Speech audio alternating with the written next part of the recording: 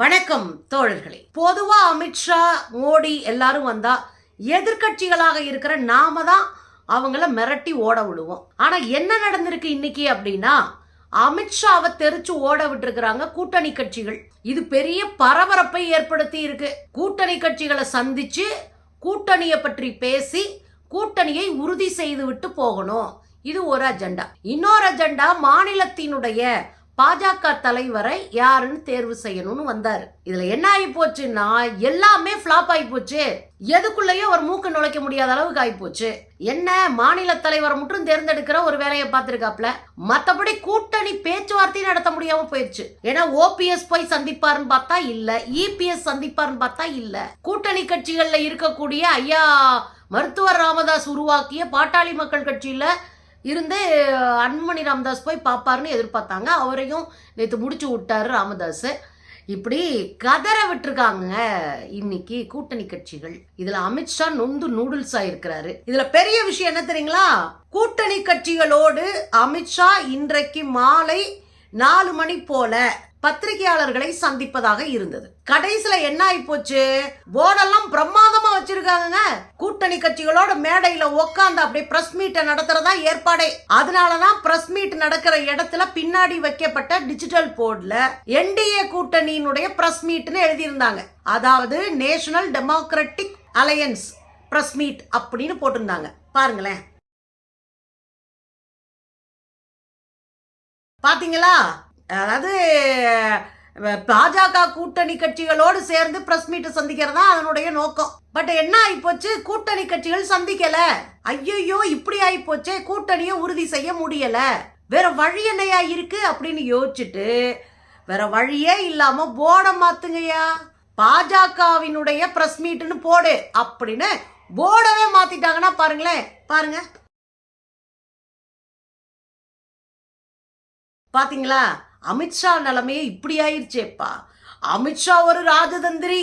அவர் ஒரு முடிவெடுத்தார்னா அப்படி மிரள விட்டுருவாரு, பயங்கரமா கதற விடுவாரு. வேற லெவல்ல அவருடைய அசைன்மெண்ட் இருக்கும். அப்படிலாம் உருட்டினவங்களுக்கு மொத்தமா முடிச்சு விட்டுருக்கு கூட்டணி கட்சிகள். பாஜக எப்போதும் கூட்டணி கட்சிகளை வளர விடாது. கூட்டணி கட்சிகளை அடித்து நொறுக்கி அவங்கள காலி பண்ணி அவங்களுடைய ரத்தத்தை உறிஞ்சி ஒட்டுண்ணியா அதுல இருந்து வளர்றதான் பாஜக. இதுதான் இந்தியா முழுவதும் பாஜகவினுடைய செயல் திட்டம். அதுல மாட்டிக்கிட்டு தான் பல துண்டா அதிமுக உடைஞ்சு கிடக்கு. இந்த சூழ்நிலையில தான் எப்படி மகாராஷ்டிராவில் சிவசேனாவை 2ஆ உடைச்சாங்க. உத்தவ் தாக்கரேவினுடைய தலைமையின் கீழ் இருந்த சிவசேனாவை உடைச்சு ஏக்நாத் ஷிண்டே தலைமையில சிவசேனா இன்னொரு சிவசேனாவை கொண்டு போய் தான் கூட சேர்த்துக்கிட்டு அங்க ஆட்சியை அமைச்சாங்க. அது போல ஒரு வியூகத்தை அதிமுக மேல திணிக்குது இந்த பாஜக கும்பல். அது என்ன, operation Tamil Nadu, operation lotus Tamil Nadu. அதான் மேட்ரே. தமிழ்நாட்டில் தாமரையை வச்சு ஆபரேஷன் பண்றாங்களாம். அதெல்லாம் ஒன்றும் நடக்க போறது கிடையாது, அது வேற வேலை. ஆனாலும் நம்பிக்கையோட வந்திருக்கிறாங்க. அதனாலதான் அதிமுகவில் இருக்கின்ற முன்னாள் அமைச்சராக இருக்கக்கூடிய செங்கோட்டையனை ஏக்நாத் ஷிண்டேவை போல கட்சியை உடைப்பதற்கு பயன்படுத்துறாங்க. ஆனா இந்த கும்பல் கிட்ட புறம் பத்திரிகையாளர் கேட்கிற போதெல்லாம் என்ன சொல்றாங்கன்னா, நாங்க கட்சியை வலுப்படுத்த தான் போய் பாஜகவை பார்க்கிறோம். கட்சியை வலுப்படுத்துறதுக்கு நீங்க ஏன் போய் பாஜகவை பார்க்கணும்? உன் வீட்டுல பிரச்சனை, உள்ளு வீட்டுல பிரச்சனைனா எழுத்த வீட்டுக்காரனை கூட்ட எதுக்கு நடுவில் உட்கார வைக்கிற? ஓ வீட்டு பிரச்சனை நீ தானே பேசி தீக்கணும். அதுல என்ன பிரச்சனை இருக்கு நீங்க தானே கண்டுபிடிக்கணும். நீங்க கண்டுபிடிச்சு அதை சரி பண்ணி உங்க கட்சியை வலுப்படுத்த வேண்டிய அவசியம் உங்ககிட்ட தான் இருக்கு. நீங்க டெல்லிக்கு ஓடிக்கிட்டே இருக்கீங்களே. எனக்கெல்லாம் செங்கோட்டையன் மேல பெரிய மரியாதை இருந்ததுங்க. அவர் ரொம்ப தேசிய அரசியல் தெளிவா புரிஞ்சு வச்சுக்கிட்டவர்னு நினைச்சேன். கடைசியில் பார்த்தா இப்படி ஒரு புஷ்பானமா போயிட்டாரு. அவர் தான் தமிழ்நாட்டில் அதிமுகவை உடைக்க போற ஏக்நாத் ஷிண்டே. இப்படி ஒரு கூட்டம் சுத்தி தெரியுது, அது வேற வேலை. நேத்து என்ன பேசப்பட்டது, அமித்ஷாவை போய் எடப்பாடியார் சந்திப்பார், அமித்ஷாவை எடப்பாடியாருக்கு எதிராக இருக்க கூட்டமும் சந்திக்கும். இப்ப இவங்களெல்லாம் உட்கார வச்சு கட்ட பஞ்சாயத்து பண்ணுவாரு அமித்ஷா என்றெல்லாம் நேற்று எதிர்பார்க்கப்பட்டது. அதுலயும் பாட்டாளி மக்கள் கட்சியினுடைய தலைவராக இருக்கக்கூடிய அன்புமணி ராமதாஸ் போய் சந்திப்பாரு. அதுக்கப்புறம் இந்த அல்லு சில்லு லெட்டர்பேடு கட்சி நிறைய கிடக்கு, அது பூரா போய் சந்திக்கும். அதுல ஒண்ணு நம்ம அண்ணன் சைக்கிள்ல போவாரு. ஆனா கடைசியில யாரும் போய் சந்திக்கல. இப்ப பாஜக என்ன சொல்றாங்கன்னா, நாங்க டைம் கொடுக்கல. அப்புறம் ஏன் போர்டு வச்ச, அப்புறம் ஏன் போர்டு வச்ச, என்டிஏ கூட்டணியோட பிரஸ் மீட்னு ஏன் போர்டு வச்ச? அப்ப சந்திக்க நீ டைம் கொடுக்கலன்னா ஏன் போர்டு வைக்கிற? அப்ப சந்திக்க டைம் கொடுக்கறதுக்கு பிரச்சனை கிடையாதுங்க. இவங்க யாரும் சந்திக்க தயாராக இல்லை, குழப்பத்தில் இருக்கிறாங்க. இது மாநிலத்தினுடைய சட்டமன்ற தேர்தல், அசால்ட்டா விட்டுற முடியாது. ஒரு கட்சியும் தன்னை நிரூபிக்க வேண்டிய அவசியம் இருக்கு.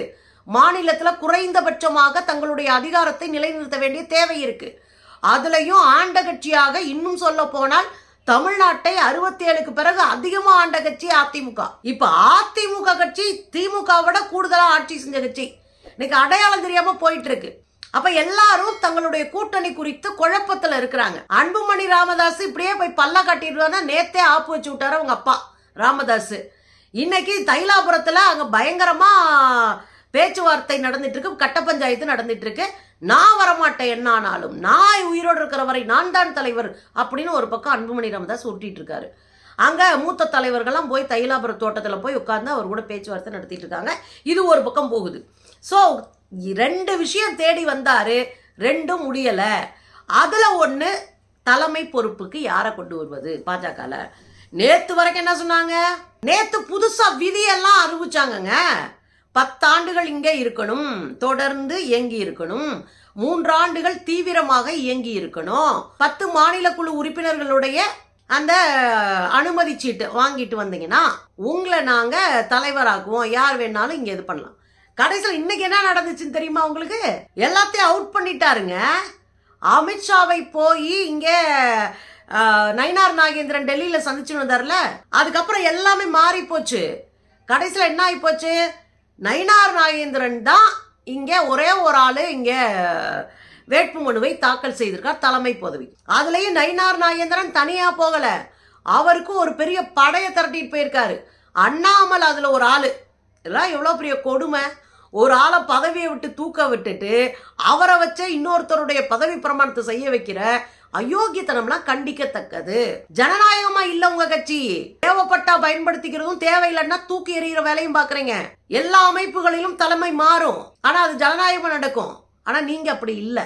ஏன்னா நான் கம்யூனிஸ்டுகளை வச்சு சொல்றேன். கடைசியில பார்த்தா அண்ணாமலை போய் நிக்கிறாரு, எச் ராஜா நிக்கிறாரு, பொன்னார் நிக்கிறாரு, வானதி சீனிவாசன், அதுக்கப்புறம் அவங்க கூட யாரெல்லாம் மல்லுக்கு நின்றுக்கிட்டு இருந்தாங்களோ அவங்க அத்தனை பேர் மொத்தமா போய் இவருடைய படிவத்தை கொடுக்குறாங்க, அதை வாங்கிக்கிறாங்க பாஜகவினுடைய தேர்தல் அதிகாரி. நேத்து வரைக்கும் என்னென்னமோ உருட்டி விட்டுட்டு ஓட்டி விட்டுட்டு கடைசியில் என்ன பண்ணியிருக்கிறாங்க? நம்ம நயினார் நாகேந்திரன் தான் தலைவர், அவர் அமித்ஷாவினுடைய மனசுக்குள்ள அப்படி இடம் பிடிச்சிட்டாருன்ற. அதெல்லாம் கிடையாது. இவரை வச்சு தென் மாவட்டத்தில் முக்குலத்தோருடைய வாக்குகளை பெற முடியுமா அப்படின்னு ஒரு அயோக்கியத்தனமான திட்டமிடல் தான் இதுக்கு பின்னாடி இருக்கிற அரசியல். இதுக்கு இடையில வந்துட்டோம் 2 பேரை சந்திச்சிருவோம் அப்படின்னு நேத்து நம்ம தமிழிசை அக்காவுடைய அப்பா இறந்து போனார்ல முந்தா நாள், அதனால அவர் வீட்டுக்கே போய் விசாரிச்சிருக்கிறாரு. இவர் தான் தமிழிசை அக்காவை மேடையில வச்சு அசிங்கப்படுத்தினவர். யார்? அமித்ஷா. மேடையில வச்சு வாயை மூடிட்டுருமா, தனியா உட்காந்து பேட்டி கொடுக்க கூடாதுன்னு மிரட்டி அனுப்புனவர் அமித்ஷா. இன்னைக்கு கூச்சமே இல்லாம வீட்டுல போய் நல்லா விசாரிக்கிறாருன்னா என்ன அர்த்தம்? அரசியல். தமிழிசை அக்கா மேலேயோ அவங்க அப்பா மேலேயோ இருக்கிற மரியாதையில போகல, அரசியல் பண்ண போய் உட்கார்ந்துருக்காரு. ஒரு தொண்டை வீட்டுல, ஒரு எளிமையான வீட்டுல, ஒரு தலைவர் வீட்டுல ஒரு பிரச்சனைனா கூட எங்க ஐயா போய் நிப்பாருன்னு காட்டுறதுக்கு போய் நிக்கிறாரு. ஒண்ணு. இன்னொரு பக்கம் பாத்தீங்கன்னா ஆடிட்டர் குருமூர்த்தி வீட்டுக்கே போய் ஆலோசனை. பார்ப்பன லாபி இருக்குல்லங்க, அது ரொம்ப மோசமானதுங்க. ஏன் தமிழ்நாட்டுல பார்ப்பன லாபியை அடிச்சு உடைக்கிறோம் அப்படின்னா, இது அம்பேத்கரும் பெரியாரும் சிங்காரவேலரும் நமக்கு சொல்லி கொடுத்த அரசியல். ஐயா ரெட்டமலை சீனிவாசனும் அயோத்திதாச பண்டிதரும் பார்ப்பனியத்தை எதிர்க்க அதை கடைநிலைக்கு வரையும் கொண்டு வந்தவர் தந்தை பெரியார். அவரோடு நின்று அடிச்சு ஆடினவங்க ஜீவானந்தம், அப்புறம் சிங்காரவேலர், எல்லோரும். இப்ப புரியுதுங்களா? நம்ம தாத்தம்பாட்டைங்க நமக்கு இருந்த தலைவர்கள் யார் நமக்கு அடிப்படை எதிரி என்கிற விஷயத்தை கற்றுக் கொடுத்துட்டாங்க. பார்ப்பன லாபி மோசமானது, கவனமா இருன்னு நமக்கு சொன்னாங்க. இன்னைக்கு என்ன நடக்குது? ஒரு நாட்டினுடைய உள்துறை அமைச்சர் ஒரு சாதாரண பத்திரிகைக்காரர், சாதாரண பத்திரிகைக்காரர் கூட இல்ல, நம்ம பத்திரிகையாளர்லாம் சாதாரணமா அண்ணன் திராங்க, அவங்க வீட்டுக்கெல்லாம போறாரு. ஒரு பார்ப்பன பத்திரிகைக்காரரா வேஷம் போட்டு தெரியுற ஒரு பிசி வீட்டுக்கு போறார். 1 மணி நேரத்துக்கு மேல அங்க கூட்டம் நடக்குது, அங்க உரையாடல் நடக்குது. அது கூட யார் போனா எல்முருகனும் அண்ணாமலையும் அங்க போய் உட்கார்ந்து 4 பேர் அங்க பேசுறாங்க. அந்த பேச்சுல என்ன கடைசியில இது அப்படின்னு பாத்தீங்கன்னா, இவரு அண்ணாமலை மற்றவர்களுக்கு நயினார் நாகேந்திரன் தலைவரா வரதுல உடன்பாடு இல்ல, ஆனா நயினார் நாகேந்திரன் தலைவனா கொண்டு வரணும்ன்றதுக்கான பார்ப்பன லாபியோட சேர்ந்து பல விஷயங்களை யோசிக்கிறாங்க. நமக்கு நல்ல அடியாள்னா அந்த ஆள் தான், அந்த ஆளை தலைவராக்கிடுவோம், யார் என்ன சொன்னாலும் பரவாயில்ல அப்படின்னு முடிவு பண்ணியிருக்குங்க. ரெண்டாவது, இங்கே என்ன நிலைமை ஓடிட்டு இருக்கு, பாஜகவுடைய செல்வாக்கு என்ன, எதிர்கட்சிகளினுடைய பலவீனம் என்ன, ஆளுங்கட்சி மேல நம்ம என்ன மாதிரியான குற்றச்சாட்டுகளை இப்போதைக்கு சொல்லி மக்களை திசை திருப்பலாம், ஆளுங்கட்சியில இருந்து கூட்டணியை உடைக்கிறதுக்கு என்ன வேலை பார்க்கலாம், இதெல்லாம் உட்காந்து விழாவாரியா பேசியிருக்கு இந்த பீஸுங்க. என்னன்னா, ஆளுங்கட்சியை உடைக்கணும் உடைக்கணும் உடைக்கணும்னு 5 வருஷம் மண்டையை பிச்சுட்டு இருக்கீங்க. கிட்டத்தட்ட 2019 இருந்து நீங்க பாத்தீங்கன்னா 2017 இருந்தே கிட்டத்தட்ட 6-7 வருஷமா ஒன்னா இருக்கிற கூட்டணி, பல வெற்றிகளை ஈட்டிய கூட்டணி, இதை உடைச்சு 2 பேரை வெளியெழுத்தெல்லாம் பாக்குறாங்க. ஆனா நிலைமை என்னவா இருக்கு, திராவிட முன்னேற்ற கழகத்தினுடைய கூட்டணியோடு, இந்தியா கூட்டணியோடு சேர்ந்து கொள்றதுதான் பல கட்சிகள் யோசிச்சுட்டு இருக்காங்க. அதுல ஒண்ணுதான் பாட்டாளி மக்கள் கட்சி. அவர் என்ன சொல்றாரு, மாநில சுயாட்சியோடு நம்ம இவங்களோட போய் நின்னுக்கிறோம்னா தொடர்ந்து திமுகவை பாராட்டி வந்துட்டு இருக்காரு, தொடர்ந்து திமுகவினுடைய செயல்பாடுகளை பாராட்டிக்கிட்டு இருக்கிறாரு ராமதாஸ். ஆனா அன்புமணி ராமதாஸுக்கு பாஜகவோட இருக்கணும்னு ஆசை. இது இப்படி குழப்பத்துல போறதுனால கூட்டணி முடியல. கூட்டணி முடியாதனால பிரஸ் மீட்ல தனியா போய் உட்கார்ந்து உளர போறாரு.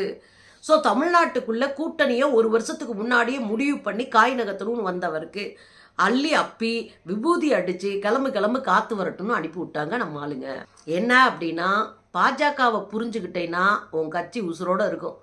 பாஜகவனுடைய அரசியலை, செயல் திட்டங்களை, வரலாறை புரியாதவனா இருந்தா பலிகடாவே நீதான் அப்படின்றத இந்த எதிர்கட்சிகள் புரிஞ்சுக்கணும். அதாவது தமிழ்நாட்டில் இருக்கிற எதிர்கட்சிகள் புரிஞ்சுக்கணும்.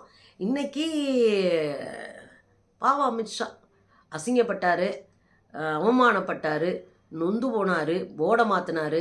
இப்போ போய் ப்ரெஸ் மீட்டு இன்னும் கொஞ்சம் நேரத்தில் நடக்க போகுது. அங்கே போய் என்ன பொழிய போகிறாருன்னு தெரில.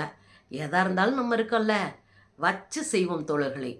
ஆக இன்னைக்கு அமித்ஷா அசிங்கப்பட்டது எனக்கெல்லாம் ஹாப்பிப்பா.